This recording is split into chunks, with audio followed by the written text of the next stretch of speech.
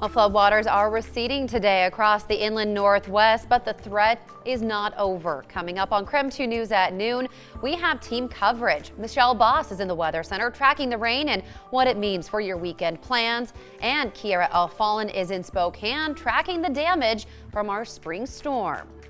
And severe weather in the Midwest is forcing animal rescues to make new plans. The inland northwest is opening its doors to shelter pets.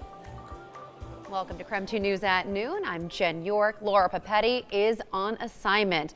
And boy, we are soggy today across the inland northwest, and it may be some time before we start to dry out. Michelle Boss is in the Weather Center for Evan Arani. And Michelle, what are we looking at right now? Right now, just more rain. In fact, we are looking at soggy conditions to continue throughout the day today, especially in the Spokane area and eastward into the Idaho Panhandle. We will see things start to dry out across the Columbia Basin. We do still have flood watches in effect for the areas shaded in green, and that is through Saturday morning. And then an additional flood advisory. This is an urban and small stream flood advisory that goes until 2 o'clock today. Those are in those urban areas where you have more concrete and there's less chance for that water to drain, so you can see a lot of ponding and in parking lots, and again areas where you have a lot more urban development. As we take a look at radar right now, you can see things drying out in the Moses Lake, Omak area, and basically across the Columbia Basin, but still plenty of rainfall. And as you notice, it's moving from southeast to the northwest, so still plenty of wet weather moving through the Spokane area. That area of rainfall is going to be slowly shifting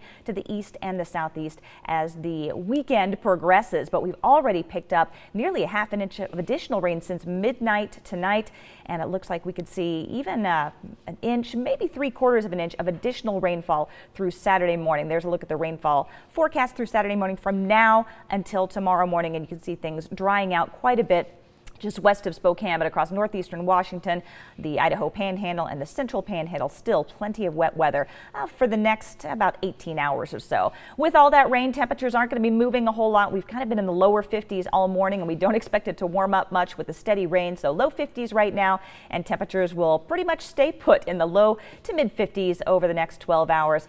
During the evening, still seeing some of that rainfall, temperatures around 50 degrees. Here's a look at this weekend. Good news, drying out just in time for the weekend. We'll still see mostly cloudy skies on Saturday, highs in the lower 60s, and it looks like mainly dry weather on Sunday as well, warming it up to near average highs in the middle and upper 60s. The torrential rain caused some damage across Spokane. The water flooded some homes and pushed sediment into the streets. KREM 2's Kiara Alfallen is joining us live right now. Kiara, what are you seeing? Yes, good afternoon. Well, light rain falling right here, right now here in downtown Spokane. We are here at Walnut and 5th right now, where crews are out here still trying to do what they can and shovel up some of the debris, as well as get rid of some of that water that continues to accumulate out here right now. So this is what we're seeing right now. This is the cars that are coming down, kind of a lot of standing water in the way. We've got crews out here right now doing their thing. I wanted to tell you that the ramp out here on 5th and Walnut is blocked off heading east. You're not going to be able to get on this ramp right now. They have closed it for now as they continue to work on this at this time. So as we see the rain continue to fall, lots of standing water out there. If you're going to be on I-90, a little bit of low visibility out as more cars get out and that water starts to kick up. But just know crews are out here doing what they can right now, removing much of that debris that we saw as a result of that storm yesterday. So a good reminder to take it easy as you head out the door if you're heading to lunch, if you're commuting anywhere. Also, be aware of those city vehicles that are out trying to clean up this mess. I'll send it back to you in the studio.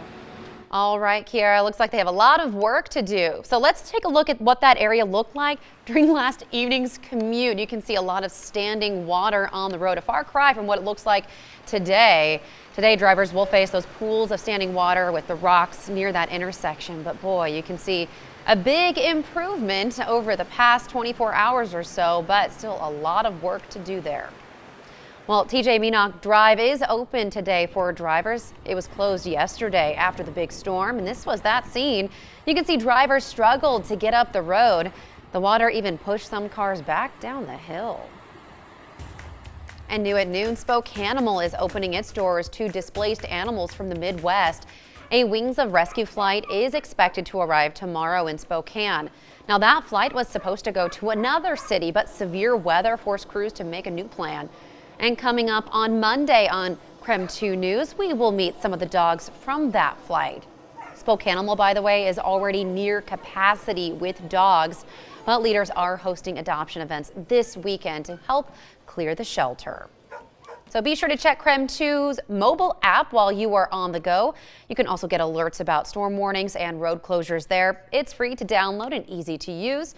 You can also find the latest weather information on KREM.com. We are tracking a developing story here at noon. Spokane police detectives are asking for the public's help to locate a missing man. 56-year-old Ricky Coffey has been missing for nearly a week. Officers say he was last seen Saturday near the Walmart in North Spokane.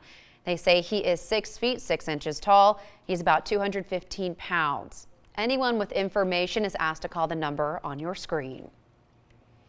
Spokane County Sheriff's deputies are also asking for the public's help today. They are searching for a driver involved in a deadly hit and run. It happened last night near the intersection of Sprague and Hayford. They say the driver left the scene. Anyone who witnessed that incident or who can help identify the driver is asked to call the number on your screen. Well, mourners will gather today to honor the life of Jess Ross-Kelly. He died 1 month ago while climbing in Canada.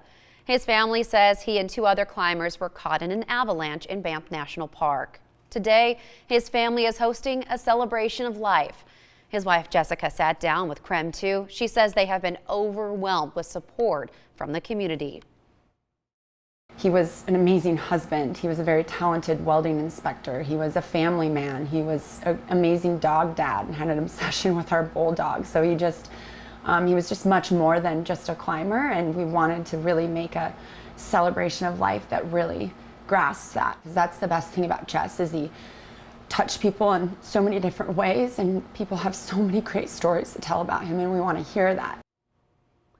The celebration of life is set for 3 o'clock this afternoon at the Bing Crosby Theater in Spokane. A reception will follow at the Washington Cracker Building. Well, Spokane Pride will be on display this weekend. Yeah, this weekend is the city's Armed Forces Torchlight Parade. We have what you need to know if you want to attend.